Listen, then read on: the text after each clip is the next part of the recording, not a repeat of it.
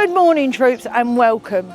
Today we are going to give you a tour of our Dethleffs Pulse motorhome, which we have been living in full time for the last 2 years. Come and have a look. This 2021 model is built on a Fiat Ducato chassis. We brought it when it was 11 months old with only 2,000 miles on the clock. So on the off side, we have bog standard water filler, your usual toilet cassette waste disposal. In here, we've got the gas compartment carrying two 13-litre bottles of LPG, something we had fitted when we bought the machine. Flue for the water heater, which is just inside there. AdBlue and diesel, passenger side door, which we very seldom use. So, like most European A-classes, no driver door, HAD door on the wrong side, so to speak. We tend to use a HAD door constantly. Comes with electric step. Above we've got a mighty big awning, wind out awning. We didn't particularly want that on this model because we never use it, but it was already there.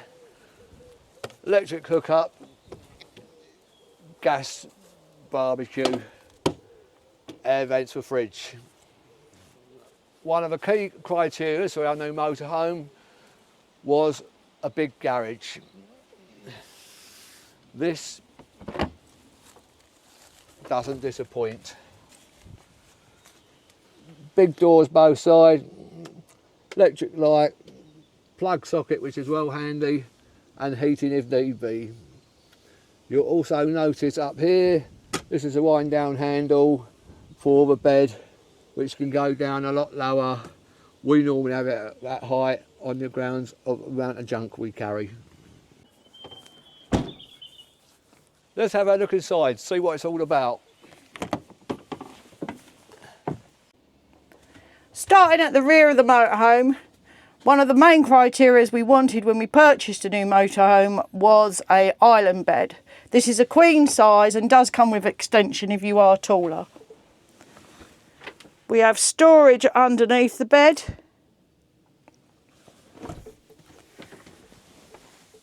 And we also have a wardrobe either side to put in all of the clothes we're never going to wear, including a cupboard up here.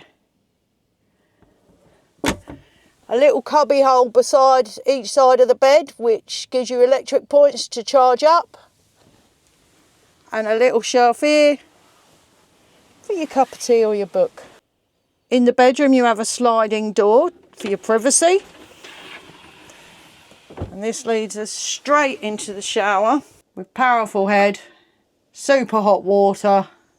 Would give any hotel room a run for its money. And any self-respecting motorhomer will know that when the shower is not in use, it's a great place to hang your washing to dry and store your dirty laundry. And here we have the toilet, quite cramped, but does have excellent storage facility within here with the cupboards.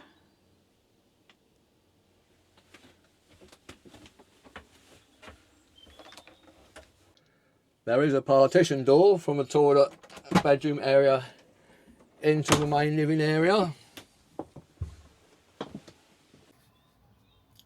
We have a Thetford grill oven combination.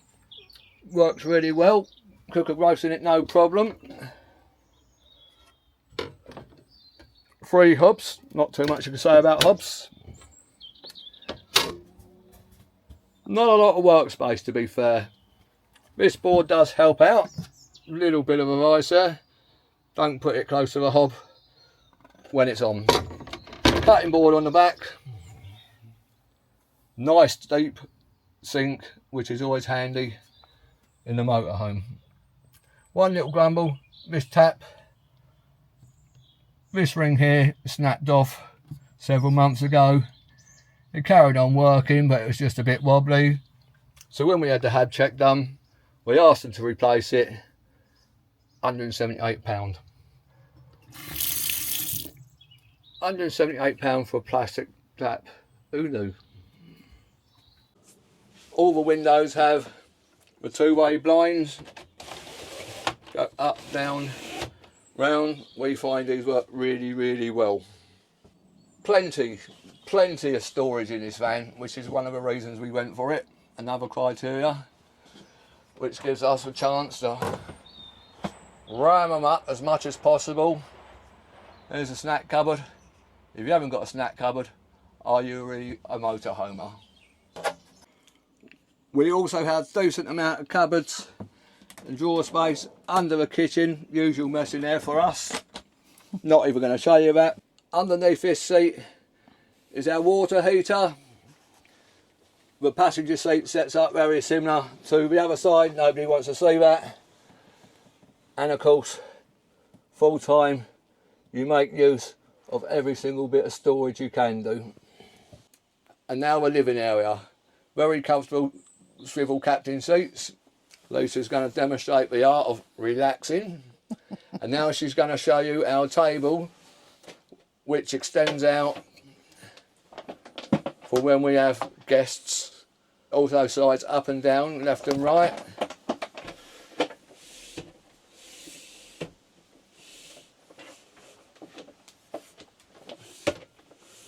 We did think about taking this out first when we first got the home because we thought it was too big, but we worked round it. The third criteria when purchasing our new motorhome was a spare bed for the pesky grandchildren. We've gone for an overhead pull down. Very, very spacious up there. It does need the front seats reclining down. It's got lights, massive double bed and a skylight to let the sun in. Privacy curtains, comes with steps, absolutely ideal. Just held up by seat belts. We were quite pleased it's not electric, because anything electric just goes wrong and costs you a fortune, as we all know, but it's as simple as that. So here we have the control panel. We've got the temperature inside and out. We are cooking in here at the moment. We've got the voltage of the battery and the amps. We've also got how much water we've got in, wastewater in there. We've got a clock there, and we run off a Truma system, which does our heating and water. And we've never had a problem with it. Been a great system since we've had the van, so cannot complain. We've also got our MiFi box up there for our internet, run on EE. I've not had a problem with that since we've had it and have been using EE for about 10 years. Fridge freezer here.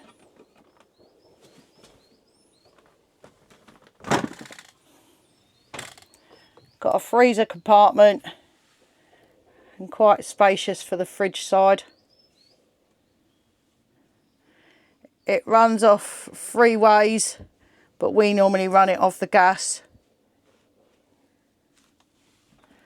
And it also doubles up as a mirror, and it's quite a good mirror too because it makes you look good.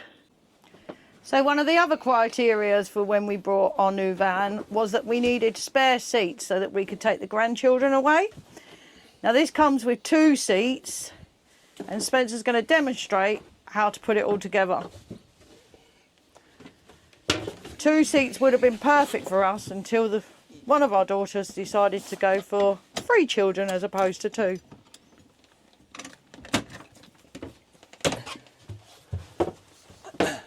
Now with the van, it does come with separate backrests which clip into here very nicely. They're nice and sturdy. We haven't got them with us at the moment because they're bloody big. So they're at home with the grandkids waiting to be installed. But this is how you sit here. Seat belt comes round and it plugs into the backrest. Very quickly, we will show you underneath this seat.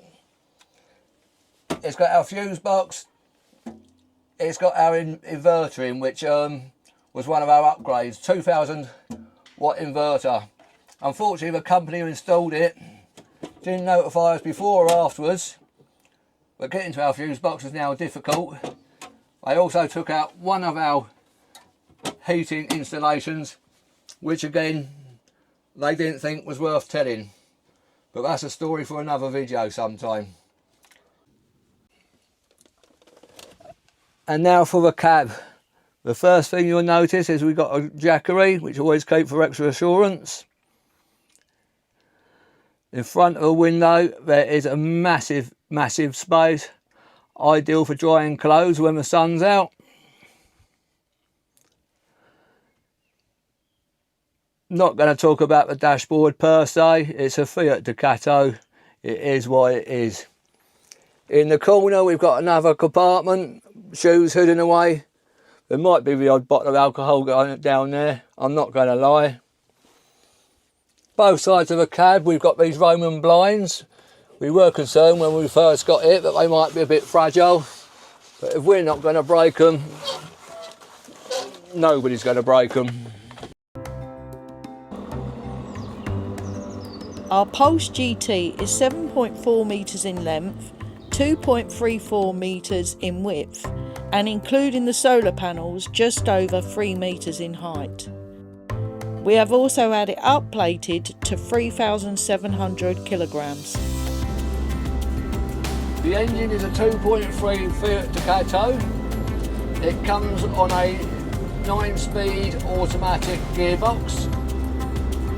As an oldie, I was very sceptical about getting an automatic gearbox, but now having driven it through several mountain ranges, up and down some 30% gradients, I can confirm that I'm now an automatic convert.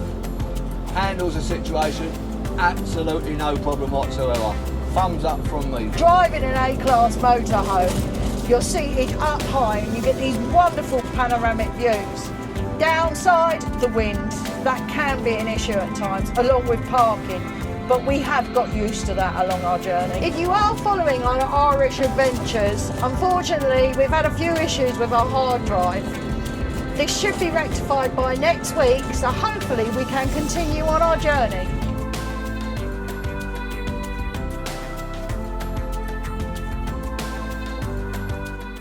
We've had the motorhome for 3 years, lived in it full time for 2, 26,000 miles on the clock.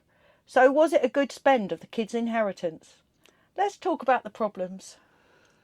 Had a few little problems, showing you the tap, habitation door, the spring went on the lock on it. Apparently, according to the internet, this is a problem with a lot of Dethleffs vehicles. Had it repaired, cost us a few quid. Think of any others? Yeah, the time when we was on the NC 500, it was raining and we had to fix the skylight blind as well. You got really angry with me because I wasn't listening. Yeah. We nearly ended up in marriage counselling. Yeah, that is for sure, or a C, you. Apart from, we've had the water pump as well, haven't we? We've had a couple of water pumps go, but we've had that on several motorhomes to the point that we are literally the best water pump replacers in the motorhome world, and we always carry a spare about with us now. So top tip, if you spend a lot of time in motorhome, carry a spare. What first drew me to this motorhome was the bright and airy feel. However, we do have a couple of niggles with it. Yeah, the upholstery is my bugbear. It looks lovely, it's light, it makes the place look contemporary, it makes it look spacious, but stains everywhere. It's all Scotch guarded. We tried to clean it in the correct manner. Time you try cleaning it, it looks worse than what you started with. Went with throws for a while, but they're just a faff, end up all over the gaff. So every day I just look at these stains and it does my head in.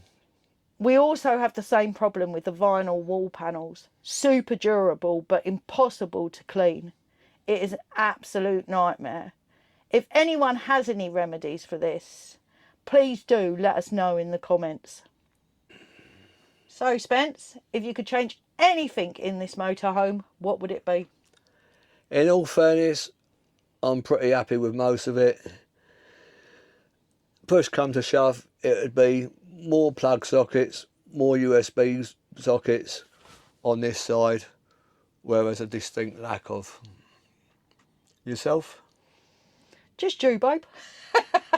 Okay. Could this be the start of solo female van life? Go and get yourself a caddy. And one thing which needs a special mention is the windscreen. It's brilliant, brilliant views, lets in loads of light, but in the winter it lets in loads of cold. And in the summer, as soon as it starts to warm up, it's like a bloody greenhouse. And the other thing about it, 26,000 miles on the clock, 3 cracks in it already, waiting for it to be replaced. Initially a 5-week lead time imported from Germany. As soon as they took your deposit, 7 weeks. So, Spence, was it a good investment? Well, let's face it, anything's got to be better than giving the kids the money, innit? Yeah. No, in all fairness, 24 years of motorhoming, it's our 4th motorhome. It's the biggest one we've had. It's certainly the most expensive one we've had. But pound for pound, I'm really pleased with it. There's not much, as I say, apart from USB ports, there's not much I would change. It's big enough to live in. It's small enough for us to get down to the nooks and crannies with a few scrapes on the side. It feels like a home, doesn't it? As opposed to a box on wheels. It is a home, babes. It's our home. Very much so. If you want to witness the thrilling saga of a middle-aged couple trying to survive full-time van life without strangling each other, please feel free to subscribe. Thanks for watching.